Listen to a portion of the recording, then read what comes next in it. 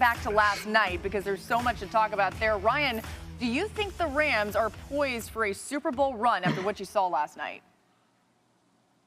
Well, you kind of frame the question as poised for a Super Bowl run as if I'm predicting it. I'm not predicting it, but they have the pieces that you need to have. And we obviously critique them a different way because we remember what they looked like when they made that run a couple of years ago. But when you look at this team defensively, they have a star on the front end in Aaron Donald, who Mina last week so eloquently argued should be the MVP or the Defensive Player of the Year every single year. And he played like it last night again. And then you have Jalen Ramsey, who's now moved from just being a cornerback to being an integral piece, a versatile piece in a secondary that is multiple in what they do. And then offensively, you have an offensive line that changes the front line of scrimmage. You also had wide receivers who are interchangeable with Cooper Kupp and Robert Woods, who play like number ones from time to time. And Sean McVay now understands, since he called out Jared Goff, it's like, look, I got to help Jared too.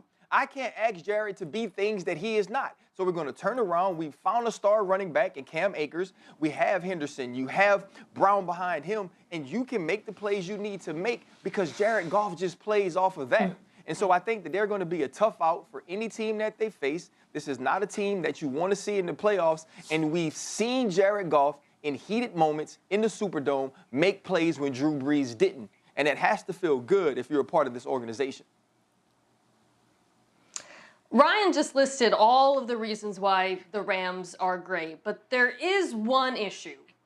I like to tell people I have the easiest job on earth. I get to show up and talk about football with my friends. On Fridays, we have a good time. But that's a lie, because the best job, the easiest job on earth is being quarterback of the Los Angeles Rams, okay? Like, last night, Jared Goff averaged fewer yards per attempt than Cam Akers had yards per carry. The Rams are an incredible defense, elite running game, but guess what? Last year in the Super Bowl, we saw a team with an incredible defense and elite running game, and they got beat by Kansas City and Patrick Mahomes. At some point, Jared Goff is going to have to win them not just one game, but a string of games to get back to the Super Bowl and win it. Mina, I'm so glad you said that because I took my glasses off for this, guys. Listen, I don't trust Jared Goff. I noticed. I can be that guy to admit that. I don't know what he's going to do. It's not that I don't know that Jared Goff has in his bag to be a really good quarterback. It's the fact that I have to question if it's going to come out at the time when it's needed. It's very similar to the team last year from this division that ended up in the Super Bowl with Jimmy Garoppolo. Yep. Remember what we talked about? At some point, Jimmy Garoppolo is going to have to win a game for the 49ers. That game ended up being the Super Bowl, right? And one throw away possibly from being Super Bowl champions to Emmanuel Sanders. The previous game in the NFC Championship, Garoppolo threw 8 passes. Ryan, we just don't know. We know Jared Goff can play at a high level. It's what? Go ahead. I'm listening. This is what we do know, though. From a clean pocket, a wide-open Emmanuel Sanders, Jared Goff hits him. Like you compare it to Jimmy Garoppolo, that's different. That just standing around, just throwing the ball with no pressure and a wide-open receiver, he can do that. He got that type of number one in him. Now, you put some pressure on him. The run game ain't going. Ryan, he got 53 passes. Here's the thing. He's kind of off. I don't know how Marcus talks with his glasses in his mouth, so I'm going to stop trying. But at some point, he's not going to have a clean pocket, okay? Like, there are matchups that really favor the Rams. Like, I think the Packers, for example, can be a good matchup for them. But, Ryan, that Saints pass rush we're going to talk about later in this game, they're not going to give Jared Goff those pockets we saw last night. Hey, guys. And if they run into the Saints in the postseason, this is what we always do. It could get hairy.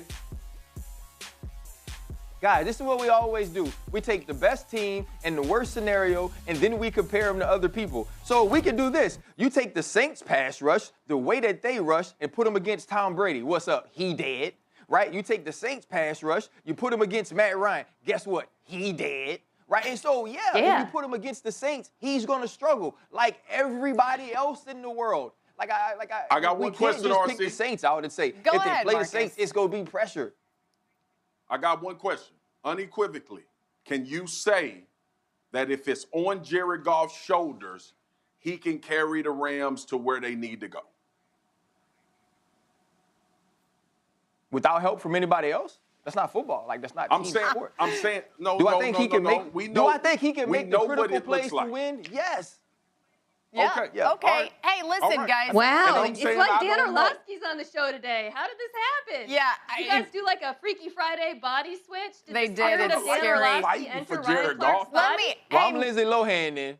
Mina, Lindsay the Lohan key live. to the I'm Lindsay glasses Lohan. in the mouth, this is upon very intense analysis that I just had. Put it in the front of your mouth, not the side, because the side makes it difficult. So that's the key there. Yeah. As we Come on, transition. Mina. There we go. All right. Okay. As we Thank you. transition to the next part Now of you this. look educated. Mina, glass is too big. Marcus, let's talk about the Patriots and Cam Newton. You think he's the quarterback for the Patriots next season?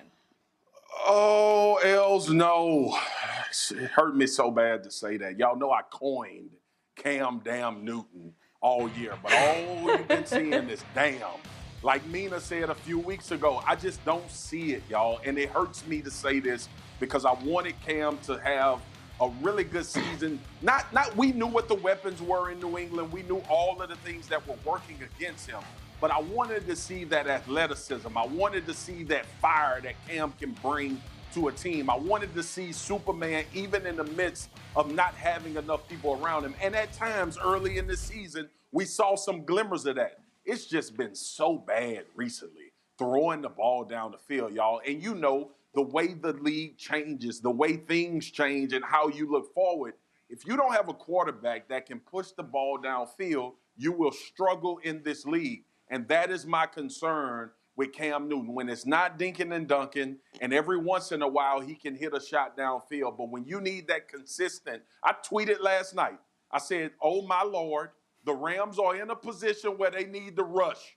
Go to the Bible, pray to the Lord, because Cam is walking through the valley of the shadow of death.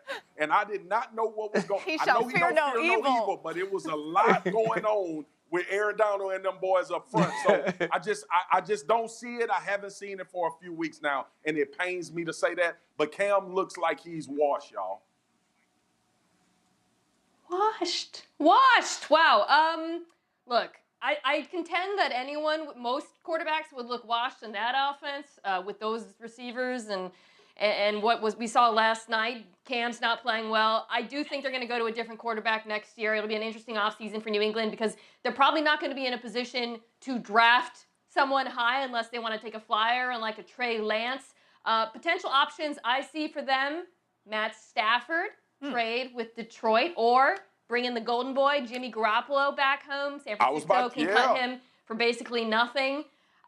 But even if that happens, guys, I mean, the Patriots have to make so many improvements around the quarterback.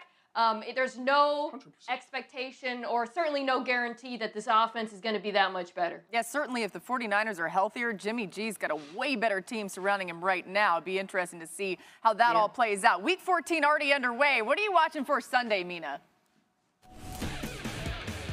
Well, Laura, I want to see if Tampa Bay had time to get right. I'm talking about the offense. We have criticized the play calling, the execution. I want to see if they made some adjustments to make it more Tom Brady friendly. More pre-snap motion, more play action, more getting the tight ends involved, because what we've seen has been woefully inconsistent. Steelers, I've been taught by my counterparts that you don't need to run the ball to have play action or success. But I beg to differ. And at some point, you're going to have something that looks like the semblance of a run game. The fact that Connor is coming back, that part needs to be a part of what y'all do. Still throw the quick passes with Ben, but find some type of run game creativity that can make people pay. Raiders defense, can y'all stop what y'all doing? Like, what's going on? Do you not like nice things? We started to talk good about you. We say that y'all might be able to beat KC. You give up 40 to Atlanta, and then it takes Darren Waller to go out of his mind and Henry Ruggs and Greg Williams to combine for the stupidest play in NFL history in order for you to beat the Jets. You better show up against the coach. This coach team, along with the offense, and Justin Houston just beat the Houston Texans and a baller in Deshaun Watson. And if you don't show up this week, y'all going to get blown out again. And y'all got some people out. Hey, guys, it wouldn't be NFL Live Casual Fridays without some shenanigans. Yesterday, Ryan Clark took to Twitter, writing that he's not going to be the outcast on NFL Live. He refuses to live like Scar, while the rest of us are living like Mufasa. Of course, we got to be together in studio earlier this week. Mina Kimes responded by picking each of our Lion King characters. So which Lion King characters are we? Mina, I'll let you describe why you put us where you put us.